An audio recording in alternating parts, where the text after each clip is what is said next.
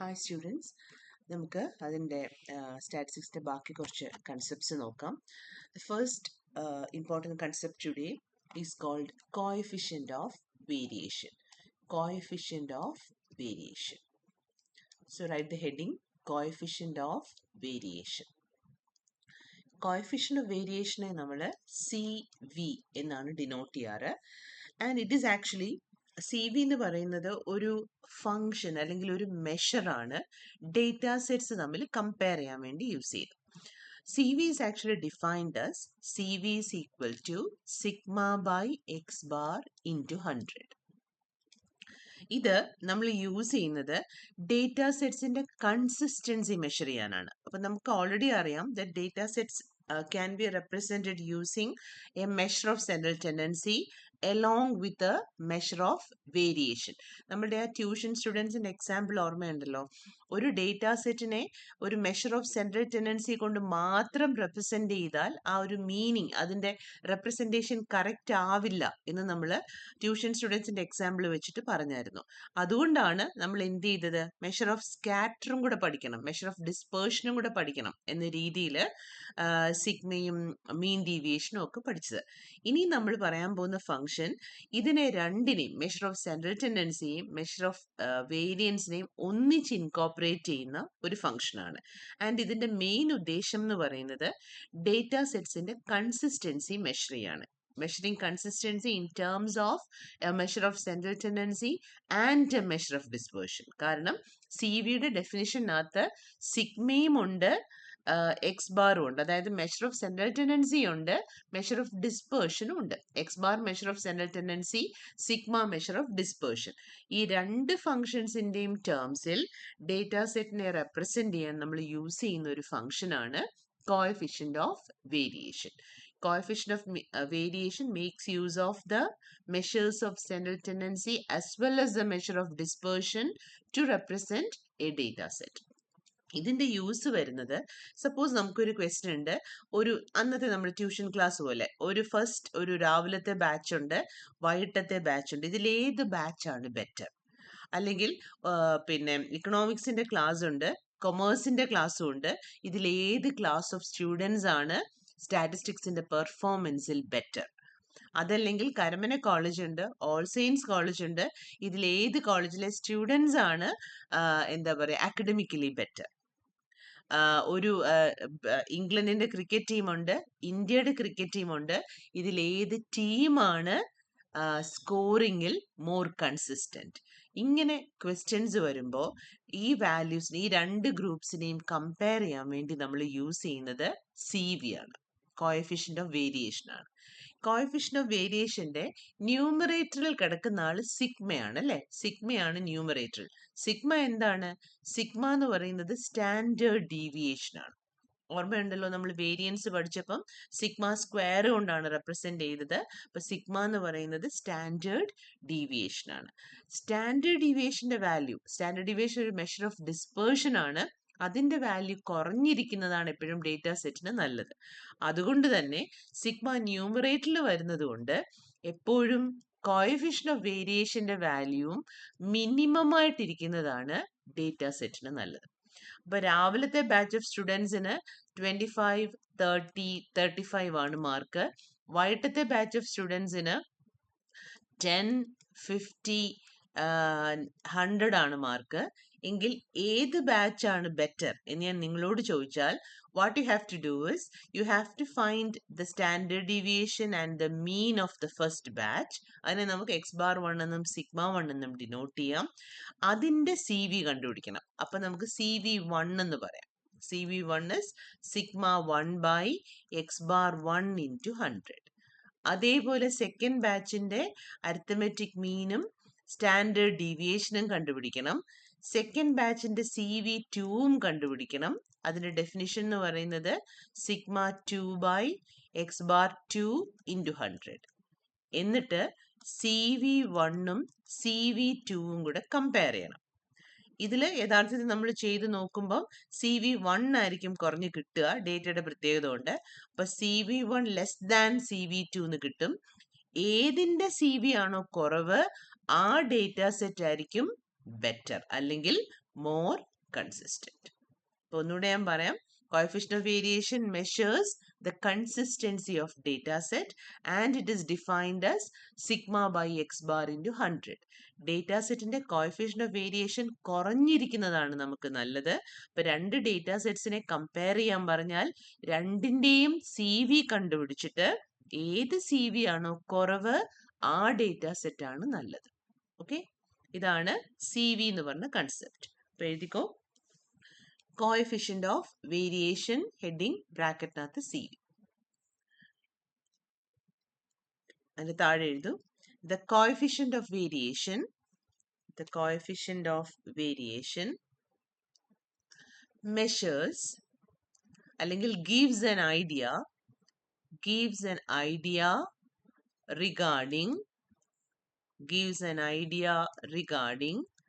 the consistency of data sets in terms of the mean and standard deviation.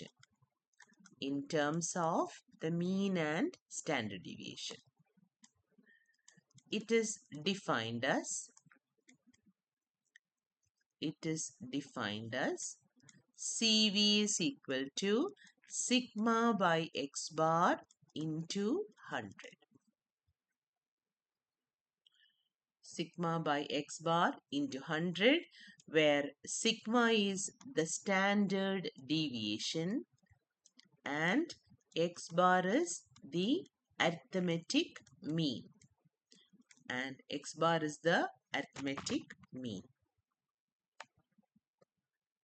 And താഴെ എഴുതൂ, to compare two data sets,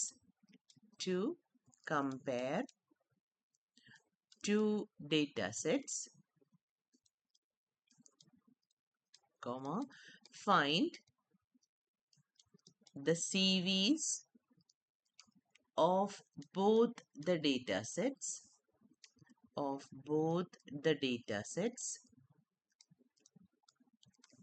and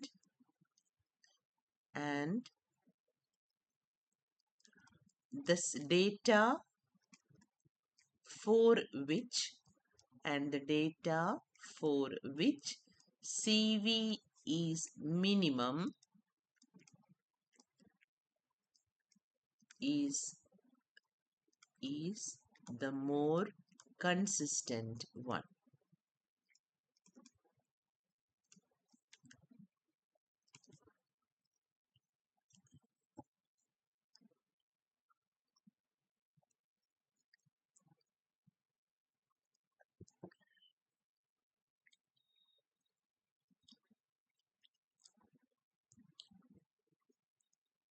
Okay, and the data for which CV is minimum is the more consistent one. നമുക്ക് ചെറിയൊരു example ചെയ്യാം. The following question എഴുതിക്കോ കേട്ടോ. Question, the following are the runs obtained by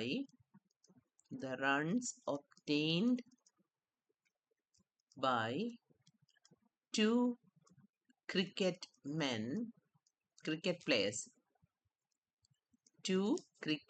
players in the past 5 tests. Full stop. Player A, player B. 23, 36, 42, 28, 10. Player B യുടെ 0, 40, 10, 50, 0. 0, 40, 10, 50, 0. Which player is more consistent.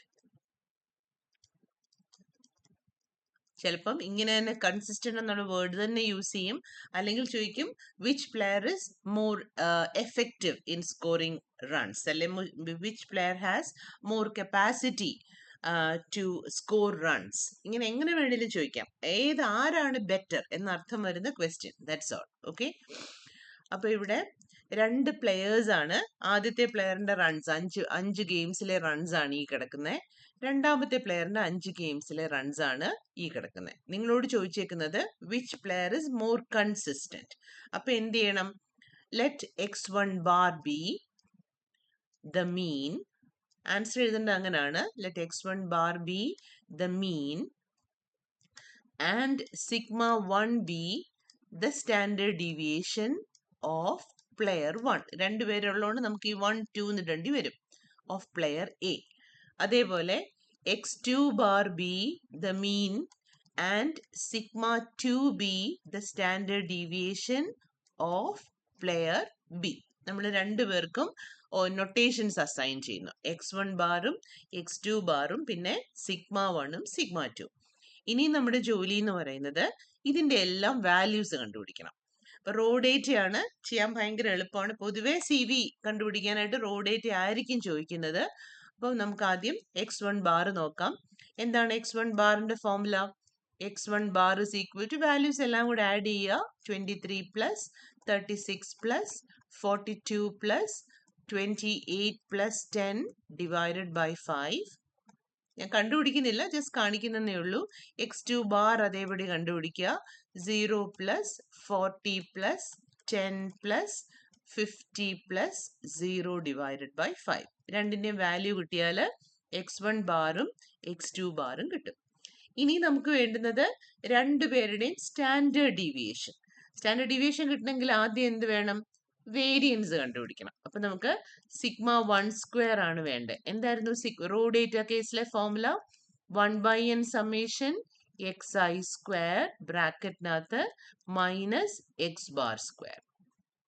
ഇത് x1 bar square ആയിരിക്കും. ഇവിടെ നമുക്ക് ഒന്നാമത്തെ data സെറ്റിനെ ഇവിടെ ഇപ്പൊ ഈ ഫോർമുലയിൽ നിങ്ങൾ x1i x2i എന്നൊന്നും കൊടുത്തില്ലെങ്കിലും കുഴപ്പമില്ല, നമുക്കറിയാലോ. പക്ഷെ ബാറിന്, അതായത് മീനിന് x1 x2 എന്ന് തന്നെ കൊടുക്കണം. ഇവിടെ എന്ത് വരും? രണ്ടാമത്തെ കേസില് sorry, sigma 2 square is equal to 1/n summation നോക്കുകയാണെങ്കിൽ x1 ഇതും xi square minus x2 bar square. അപ്പൊ ശ്രദ്ധിച്ചോണം, ഈ എക്സൈസ് എന്ന് പറയുന്നത് ഇതിനകത്തെ വാല്യൂസും ഈ എക്സൈസ് എന്ന് പറയുന്നത് ഇതിനകത്തെ വാല്യൂസും ആയിട്ട് തെറ്റാതെ എടുത്തോണം കേട്ടോ. ഫോർമുലയിൽ എല്ലാം കൊണ്ടുവന്ന് 1 ഒക്കെ ഇട്ട് കൺഫ്യൂസ്ഡ് ആക്കണ്ട. സംഗതി എങ്ങനെയാണെന്ന് അറിയാലോ.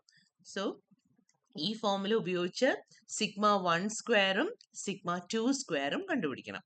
ഇത് ഇത്രയും കിട്ടിക്കഴിഞ്ഞാൽ ഫൈൻഡ് CV1 ആൻഡ് CV2. എന്തായിരുന്നു CV1? Sigma 1 by x1 bar into 100. അതിന്റെ വാല്യൂ നോക്കുക.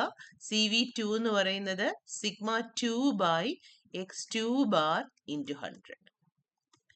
ഇതിൽ ആരാണോ ചെറുത്, ആരുടെ വാല്യൂ ആണോ ചെറുത്, ആ ഡേറ്റ സെറ്റ് ആണ് മോർ കൺസിസ്റ്റന്റ്. അപ്പൊ ഇതിന് രണ്ടും വാല്യൂ കണ്ടുപിടിച്ചിട്ട് ചെറുതാരാണെന്ന് മിക്കവാറും ഡേറ്റയുടെ പ്രത്യേകത കൊണ്ട് ഫസ്റ്റ് ഗ്രൂപ്പ് ആയിരിക്കും ചെറുതായിട്ട് കിട്ടുക. അപ്പൊ നമ്മൾ എന്ത് പറയണം? The value of CV1 is less than CV2. therefore first player A ആണ് ഒന്നാമത്തെ. Player A is more consistent. ഇങ്ങനെയാണ് ആൻസർ എഴുതേണ്ടത്. വാല്യൂ ഓഫ് CV2 ആരാണോ മിനിമം അത് എടുക്കണം. Is less than that of the other. അതുകൊണ്ട് ആ ഗ്രൂപ്പ് ആരുടെ ആയിരുന്നോ കുറവ്, ആ ഗ്രൂപ്പ് ആയിരിക്കും മോർ കൺസിസ്റ്റന്റ്. ഓക്കെ, ഇതിനെ കോഎഫിഷ്യന്റ് ഓഫ് വേരിയേഷൻ എന്ന് പറയുന്നത് സ്റ്റാറ്റിസ്റ്റിക്സിൽ, ഡിസ്ക്രിപ്റ്റീവ് സ്റ്റാറ്റിസ്റ്റിക്സിൽ ഭയങ്കര ഇമ്പോർട്ടൻസ് വഹിക്കുന്ന ഒരു സംഗതിയാണിത്. ഇനിയും നമുക്ക് മറ്റൊരു കൺസെപ്റ്റ് പഠിക്കാനുണ്ട്. മറ്റൊരു ഡേറ്റ ഡിസ്ക്രിപ്റ്റീവ് സ്റ്റാറ്റിസ്റ്റിക്സിന്റെ ബാക്കിയാണിത്. It is called skewness and kurtosis. Skewness and kurtosis.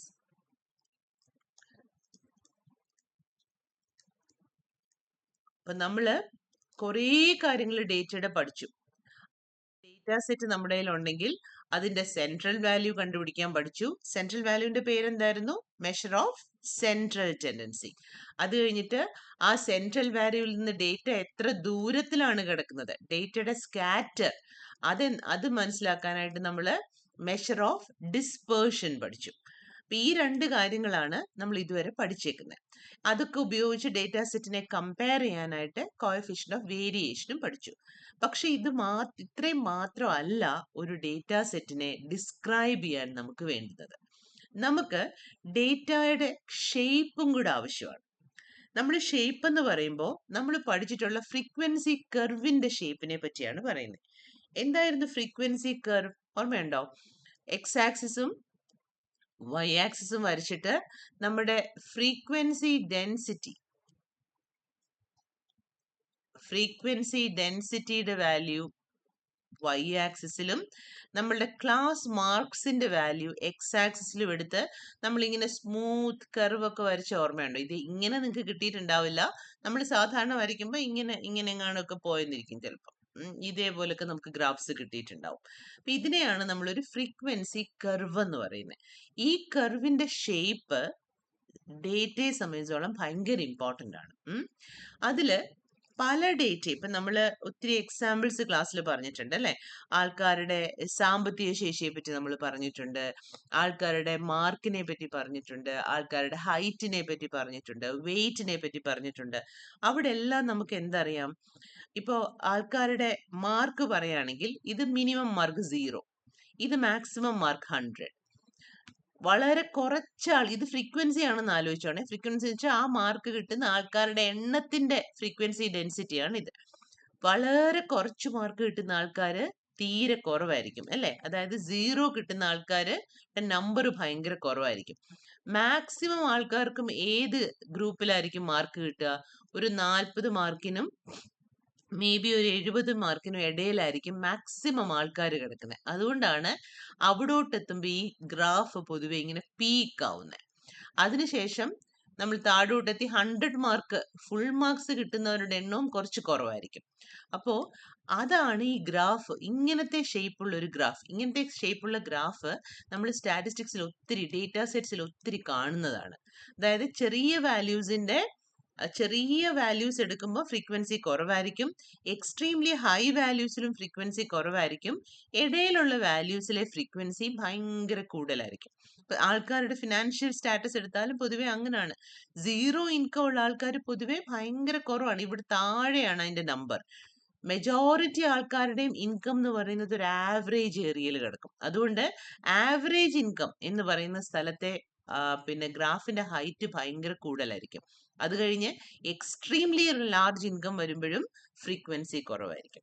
So ഈ ഷേപ്പുള്ള ഗ്രാഫ് സ്റ്റാറ്റിസ്റ്റിക്സിൽ നമ്മൾ ഒത്തിരി കോമൺ ആയിട്ട് കാണുന്നതും ഒത്തിരി അധികം പ്രോപ്പർട്ടീസ് ഉള്ളതുമായിട്ടുള്ളൊരു ഗ്രാഫാണ്. ഈ ഗ്രാഫിന്റെ ഷേപ്പ് നമുക്ക് ഭയങ്കര ഇമ്പോർട്ടൻ്റ് ആണ്, അത് എങ്ങനെയാണ് ഇരിക്കുന്നത് എന്നുള്ളത്. ഓക്കെ, അപ്പൊ ഇങ്ങനത്തെ ഗ്രാഫുകളെ നമ്മൾ പൊതുവെ വിളിക്കുന്നത് ബെൽ ഷേപ്ഡ് ഗ്രാഫ് എന്നാണ്. എന്തുകൊണ്ടാണ് ബെൽ ഷേപ്ഡ് എന്ന് പറയുന്നത്? ഒരു അമ്പലത്തിലെയോ പള്ളിയിലെയൊക്കെ മണിയെടുത്ത് കമത്തി വെച്ചിട്ട് അതിനിങ്ങനെ വെട്ടുവാണെങ്കിൽ അതിന്റെ സൈഡ് ഏകദേശം, ഇപ്പൊ ഞാൻ ഈ കമ്പ്യൂട്ടർ സ്ക്രീന് വരയ്ക്കുന്നതുകൊണ്ട് ഷേപ്പ് അത്ര നന്നായി വരില്ല, but I think you understood.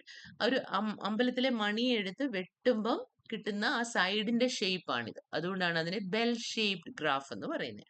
അപ്പൊ ബെൽ ഷേപ്ഡ് ഗ്രാഫ് ഇപ്പൊ ഒരു കമ്പനീസിന്റെ പ്രോഫിറ്റ് എടുത്താലും ഏതെങ്കിലും ഒക്കെ ഇൻസ്റ്റിറ്റ്യൂഷൻസിന്റെ ടേൺ ഓവർ എടുത്താലും എല്ലാം ഏകദേശം ഇതേപോലെ ആയിരിക്കും നിൽക്കുക. ലോസിൽ പോയി അല്ലെങ്കിൽ അവിടൊക്കെ വരുമ്പോഴത്തേക്ക് 0 അല്ല, ടേൺ ഓവർ ഒക്കെ വരുമ്പം അല്ല പ്രോഫിറ്റ് ഒക്കെ വരുമ്പോൾ ചിലപ്പോൾ താഴോട്ട് നെഗറ്റീവിലേക്കും പോവും. ടേൺ ഓവർ വരുവാണെങ്കിൽ 0 എന്ന് സ്റ്റാർട്ട് ചെയ്യും. അപ്പൊ കമ്പനീസിന്റെ ടേൺ ഓവറിനെ പറ്റി പറഞ്ഞാൽ വളരെ കുറവ് ടേൺ ഓവർ, 0 ടേൺ ഓവർ ഉണ്ടായിട്ടും ഓടിക്കൊണ്ടിരിക്കുന്ന കമ്പനീസ് ഭയങ്കര കുറവായിരിക്കും. മിക്ക കമ്പനീസിനും ഒരു ആവറേജ് ടേൺ ഓവർ ആയിരിക്കും, മേ ബി ഒരു 10 lakhs 20 lakhs. കോടിക്കണക്കിന് ടേൺ ഓവർ കിട്ടുന്ന കമ്പനികൾ കുറവായിരിക്കും. സോ ബെൽ ഷേപ്പ് ഗ്രാഫ് അല്ലെ ബെൽ ഷേപ്ഡ് ഫ്രീക്വൻസി കർവ് കിട്ടുന്ന ഡേറ്റാ സെറ്റ്സ് ഒത്തിരി അധികമാണ് നമ്മുടെ സ്റ്റാറ്റിസ്റ്റിക്കൽ സ്റ്റഡിയിൽ. അത് ഫിനാൻഷ്യൽ സ്റ്റഡി ആയാലും ബയോളജിക്കൽ സ്റ്റഡി ആയാലും ജനറൽ എൻവയറമെന്റൽ സ്റ്റഡീസ് ആയാലും ഒക്കെ ഇതേപോലത്തെ ഗ്രാഫുകൾ നമ്മൾ കാണും. അപ്പൊ ഇങ്ങനെ കിട്ടുന്ന ഗ്രാഫുകളുടെ ഷേപ്പിന്റെ പ്രത്യേകതകൾ, അതായത് ബെൽ ഷേപ്ഡ് ഗ്രാഫിന്റെ പല പല വേരിയേഷൻസ് നമുക്ക് ഭയങ്കര ഇൻട്രസ്റ്റിംഗ് ആയിട്ടുള്ളൊരു സ്റ്റഡി തരാറുണ്ട്. ബെൽ ഷേപ്പ് ഗ്രാഫിന്റെ രണ്ട് പ്രോപ്പർട്ടീസ് അല്ലെ രണ്ട് ക്യാരക്ടറിസ്റ്റിക്സ് ആണ് സ്ക്യൂനെസ്സും കർട്ടോസിസും.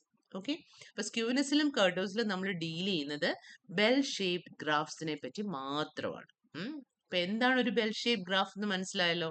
ഇനി നമുക്ക് എന്താണ് സ്ക്യൂനെസ് എന്ന് നോക്കാം.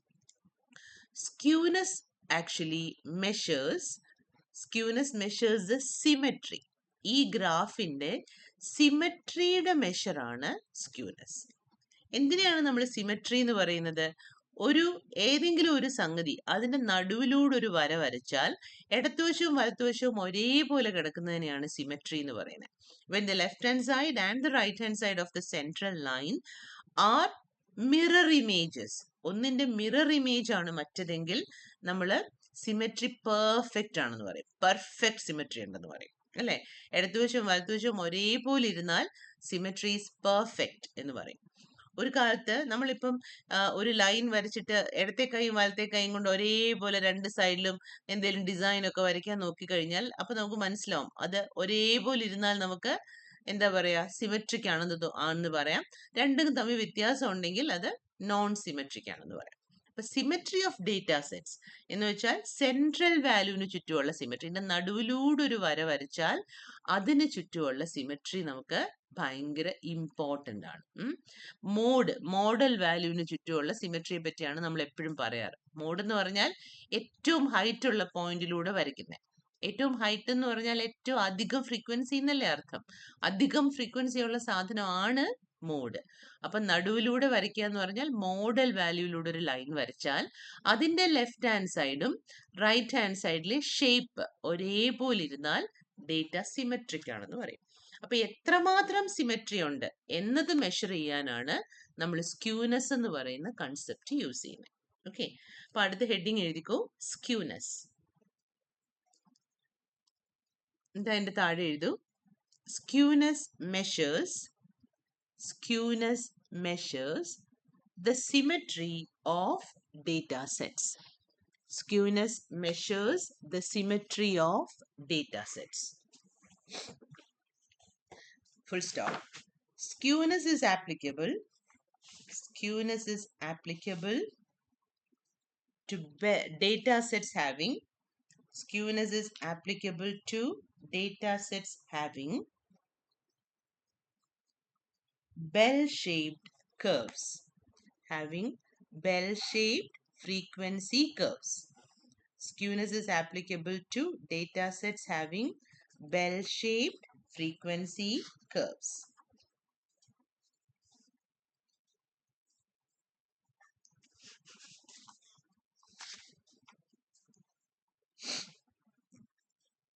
ഈ സ്ക്യൂനെസ് എന്ന് പറയുന്ന വേർഡിന്റെ മീനിങ് സിമെട്രി ഇല്ലായ്മ എന്നാണ് കേട്ടോ. സ്ക്യൂനെസ് എന്ന് പറഞ്ഞ word means lack of symmetry.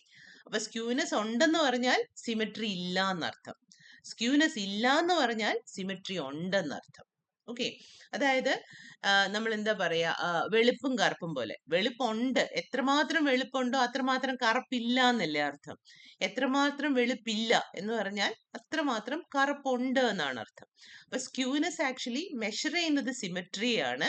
പക്ഷെ സ്ക്യൂനെസ് എന്ന് പറഞ്ഞ വേർഡിന്റെ വേർഡ് മീനിങ് എന്ന് പറയുന്നത് ലാക്ക് ഓഫ് സിമെട്രി എന്നാണ്. അപ്പൊ അതുകൂടെ എഴുതിക്കോ. The word skewness means lack of symmetry.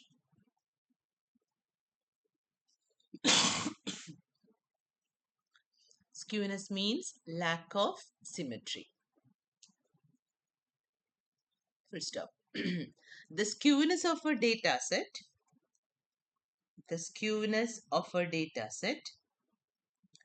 is observed. Skewness of a data set is observed by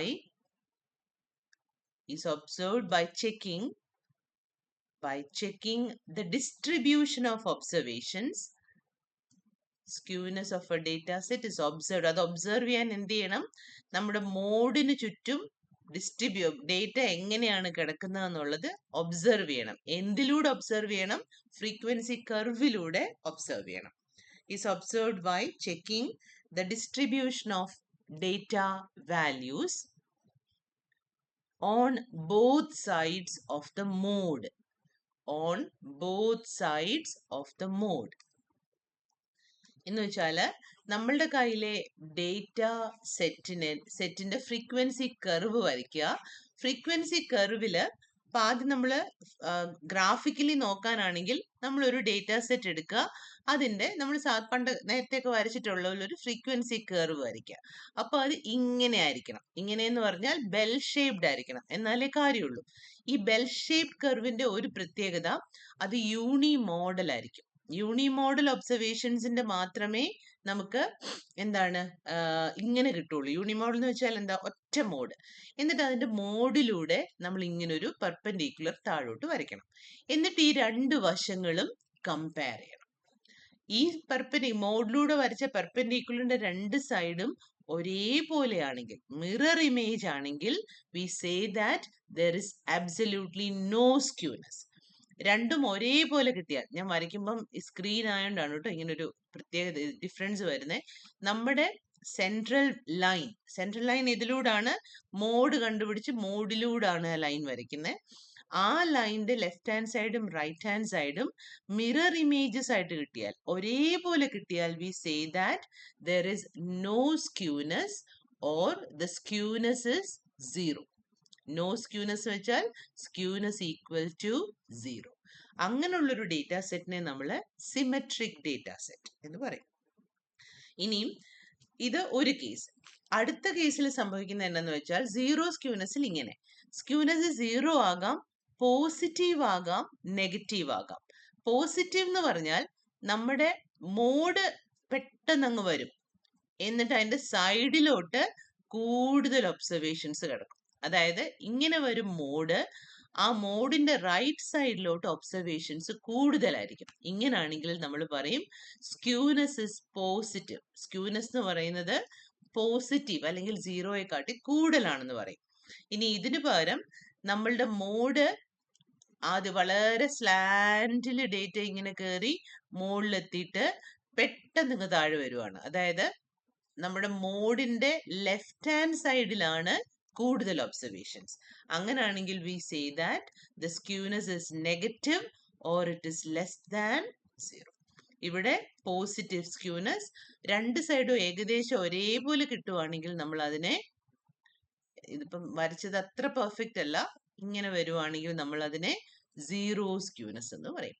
അപ്പൊ 3 ടൈപ്പ് ഓഫ് സ്ക്യൂനെസ് ആണുള്ളത്: 0 skewness, positive skewness and negative skewness. 0 skewness means data is symmetric. Positive skewness means more observations are towards the right side of the mode. Negative skewness means more observations are towards the left of the mode. Okay, ഇതാണ് 3 type of skewness. ഇനിയും symmetric ആയിട്ടുള്ളൊരു data സെറ്റിന്റെ മീനും മീഡിയനും മോഡും equal ആയിരിക്കും. For a symmetric data set, the mean will be equal to median, equal to mode. Positive in the case, mean x bar will be greater than the median and it will be greater than the mode. Negative skewness in the case, mean will be less than the median and it will be less than the mode. അതായത് positive സ്ക്യൂനെസ്സിൽ ഇത് mode ആണെങ്കിൽ തൊട്ട് right സൈഡിൽ എവിടെയെങ്കിലും ആയിരിക്കും എന്ത് വരിക, median വരിക. അതിൻ്റെയും റൈറ്റ് സൈഡിലായിരിക്കും മീൻ വരിക. അതുകൊണ്ടാണ് mean greater than median, greater than mode എന്ന് പറഞ്ഞത്. ഇതെല്ലാം ആക്സിസ് ആണെന്ന് ആലോചിച്ചോണം. എക്സ് ആക്സിസിനെ പറ്റിയാണ് ഈ പറയുന്നത്. ഇവിടെ ആണെങ്കിൽ ഈ ലൈൻ വരുന്നതായിരിക്കും മോഡ്, അതിന്റെ ലെഫ്റ്റ് ഹാൻഡ് സൈഡിൽ എവിടെയെങ്കിലും ആയിരിക്കും മീഡിയൻ വരിക, അതിൻ്റെയും ലെഫ്റ്റ് ഹാൻഡ് സൈഡിലായിരിക്കും നമ്മുടെ മീൻ വരിക. ഓക്കെ, അപ്പൊ ഇതാണ് സ്ക്യൂനെസ് എന്ന് പറയുന്ന കൺസെപ്റ്റ്. ഓക്കെ, ഇപ്പൊ എഴുതിക്കോ. Skewness are of 3 types. Skewness are of 3 types. Number 1, zero skewness. Number 1, zero skewness. അതിന്റെ താഴെ ഈ ഒന്നാമത് ഞാൻ വരച്ച പടം എന്ന് വരച്ചേ, ഇത് അത് ഒരേപോലെ ഇരിക്കാൻ നോക്കണേ കഴിയുന്നതും. ഇതൊക്കെ സ്ട്രെയിറ്റ് ലൈൻസ് ആയിരിക്കണേ പിള്ളേരെ. ഈ പടമാണ് വരയ്ക്കേണ്ടത്. എന്നിട്ട് അതിന് ഒരേപോലെ വരുന്ന പോലെ വരച്ചിട്ട് നടുവിലൂടെ ഒരു വര കൊടുക്കണം. എന്നിട്ട് എഴുതൂ, if the data is symmetric, if the data is symmetric, comma, we say that the skewness is 0. If the data is symmetric, we say that the skewness is 0. Then താഴെ എഴുതിയേക്കുന്ന എഴുതൂ, mean is equal to median equal to mode. Then mean equal to median equal to mode. ഇപ്പൊ നമ്മുടെ കയ്യിൽ ഒരു data set കിട്ടിയിട്ട് symmetric ആണോ എന്ന് ചോദിച്ചാൽ അതിന്റെ മീനും മീഡിയനും മോഡും കണ്ടുപിടിച്ച് മൂന്നിന്റെ വാല്യൂസ് ഈക്വൽ ആണോ എന്ന് നോക്കിയാൽ മതി. ഓക്കെ, അങ്ങനെ നമുക്ക് റഫായിട്ട് സ്ക്യൂനെസിനെ പറ്റി പറയാൻ പറ്റും. അപ്പൊ ഇതാണ് സീറോ സ്ക്യൂനെസ്. അടുത്തത് ഈ പടം വരയ്ക്കും. ഇത് അതായത് പെട്ടെന്ന് മുകളിലോട്ട് കയറിയിട്ട് പതിയെ ഇറങ്ങണം. അങ്ങനെയാണ് നമ്മൾ പോസിറ്റീവ് വരയ്ക്കേണ്ടത്. ഇവിടെ ലെഫ്റ്റിൽ സ്റ്റീപ്പായിട്ട് മുകളിൽ കയറണം, എന്നിട്ട് റൈറ്റിൽ ഇങ്ങനെ പതിയെ താഴോട്ട് പോകണം. എന്നിട്ട് ഏറ്റവും ഹൈറ്റ് ഉള്ള പോയിന്റിലൂടെ ആയിരിക്കണം നിങ്ങളുടെ വര. ഓക്കെ, ആ ഹൈറ്റ് ഉള്ള പോയിന്റിലൂടെയുള്ള വര വന്ന് തൊടുന്ന സ്ഥലമാണ് മോഡ്. അതിന്റെ സൈഡിലായിട്ടായിരിക്കും മീഡിയൻ, അതിന്റെ സൈഡിലായിട്ടായിരിക്കും മീൻ. പോസിറ്റീവ് സ്ക്യൂനെസ് ഹെഡിങ് എഴുതിയിട്ട് ഈ പടം വരയ്ക്കണം. എന്നിട്ട് എഴുതൂ, if more observations are concentrated towards the right side of the mode, more observations are concentrated towards the right side of the mode, comma, we say that the data set is symmetric. We say that the data set is positively skewed. We say that the data set is positively skewed. പടം വരയ്ക്കണം, അടിയിൽ മോഡും മീഡിയനും X ബാറും mark ചെയ്ത് വെച്ചേക്കണം. എന്നിട്ട് എഴുതൂ, then the mean will be, വേണേ വേർഡ്സിൽ എഴുതിക്കോ, അതിന്റെ ബ്രാക്കറ്റിൽ ഈ നൊട്ടേഷൻ എഴുതിയാൽ മതി. Then the mean will be greater than the median, comma, which is greater than the mode. Then the mean will be greater than the median, which will be greater than the mode. അതായത് ബ്രാക്കറ്റിൽ x bar greater than mode, median greater than mode. അടുത്തത് മൂന്നാമത്തേത് negative skewness. അപ്പൊ എന്താ ചെയ്യണ്ടേ? പതിയെ ഇങ്ങനെ മേലോട്ട് കയറിയിട്ട് മുകളിലെത്തി കഴിയുമ്പോൾ പെട്ടെന്ന് താഴോട്ട് വരണം. അതാണ് നെഗറ്റീവ് സ്ക്യൂനെസിന്റെ പ്രത്യേകത. പതിയെ മുകളിലോട്ട് കയറി സ്പീഡിൽ താഴോട്ട് ഡേറ്റ വരണം. എന്നിട്ട് ഹൈറ്റ് ഉള്ള പോയിന്റിൽ നിന്ന് നമ്മുടെ സ്ട്രെയിറ്റ് ലൈൻ വരയ്ക്കണം. ആ സ്ട്രെയിറ്റ് ലൈൻ വന്ന് തൊടുന്ന സ്ഥലം മോഡാണ്. അതിന്റെ ഇടതുവശത്ത് മീഡിയൻ, അതിന്റെ ഇടതുവശത്ത് മീൻ. എന്നിട്ട് എഴുതൂ, if the observations are concentrated towards the left side of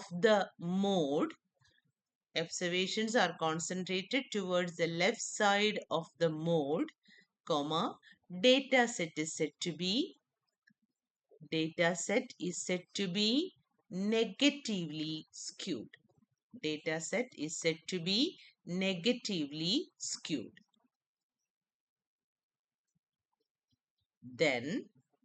Then x bar less than median less than mode. Then x bar less than median less than mode.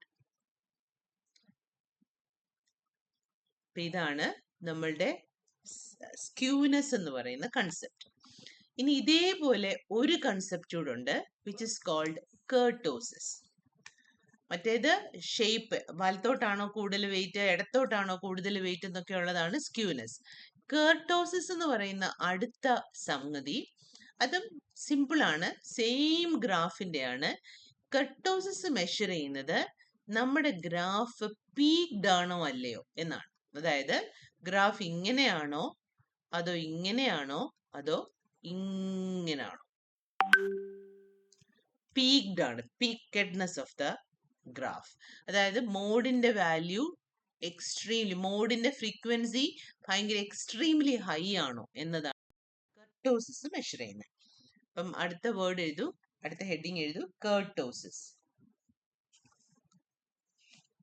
കെർട്ടോസിസ്.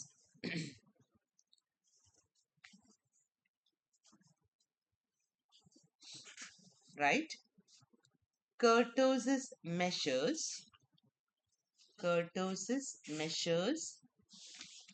the peakedness of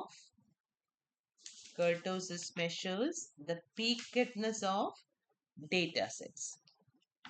Measures the peakedness of data sets.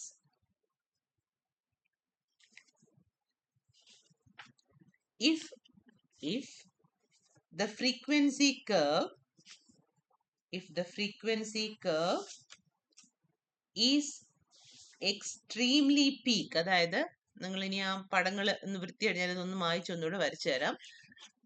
അത് എഴുതിയിട്ട് നമുക്ക് പടം വരയ്ക്കാം. If the frequency curve is extremely peaked, peak അതാണ് കേട്ടോ, PEAKED. If the frequency curve is extremely peaked, comma, we say that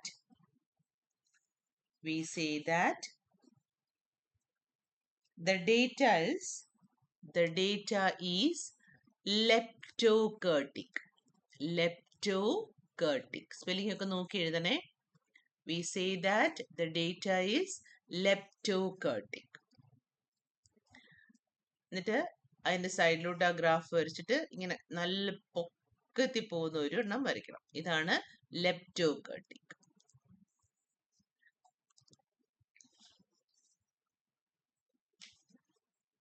അടുത്ത paragraph ആയിട്ട് എഴുതിയാൽ മതി. If the frequency curve is flat,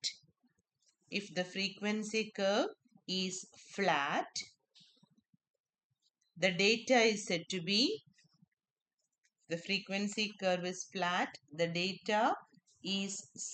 be platykurtic. PLATYKURTIC. platykurtic. അതിന്റെ സൈഡിലോട്ട് താഴോട്ട് ഇങ്ങനെ ഒരു ലൈൻ വരച്ചിട്ട് വളരെ ഫ്ലാറ്റ് ആയിട്ട് ഇങ്ങനെ ഒരു കർവ് വരയ്ക്കണം.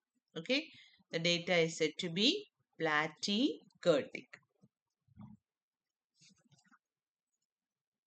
മൂന്നാമത്തേത്,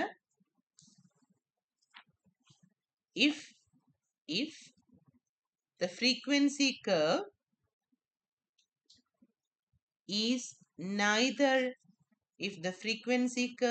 is neither too flat nor too peaked, ഇത് രണ്ടും അല്ലെങ്കിൽ neither too peaked nor too flat, it is called mesokurtic.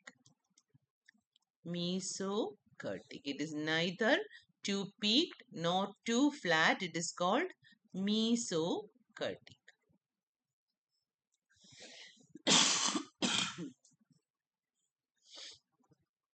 mesokurtic. ഇതാണ് 3 ടൈപ്പ് ഓഫ് കെർട്ടോസിസ്. എന്തൊക്കെയായിരുന്നു? ഭയങ്കര പീക്ഡ് ആയിട്ടുള്ള ഗ്രാഫ് ആണെങ്കിൽ ലെപ്റ്റോകർട്ടിക്, തീരെ ഫ്ലാറ്റ് ആണെങ്കിൽ പ്ലാറ്റിക്കർട്ടിക്, വലിയ ഫ്ലാറ്റും ഭയങ്കര പീക്ഡും ഒന്നും അല്ലെങ്കിൽ മീസോകർട്ടിക്. So these are. അപ്പൊ നമ്മൾ മൂന്നും കൂടെ ഒരു ഗ്രാഫിൽ വരച്ചാൽ എങ്ങനെ ഇരിക്കും? ഒരു ലൈൻ വരച്ചിട്ട് ഇത് പ്ലാറ്റിക്കർട്ടിക് ആണ്, ഇത് മീസോകർട്ടിക് ആണ്, ഇത് ലെപ്റ്റോകർട്ടിക് ആണ്. വേണേ ഇതും കൂടെ വരച്ചു വെച്ചോ. ഈ ഏറ്റവും മേലത്തേത് ലെപ്റ്റോകർട്ടിക്, ഇത് മീസോകർട്ടിക്,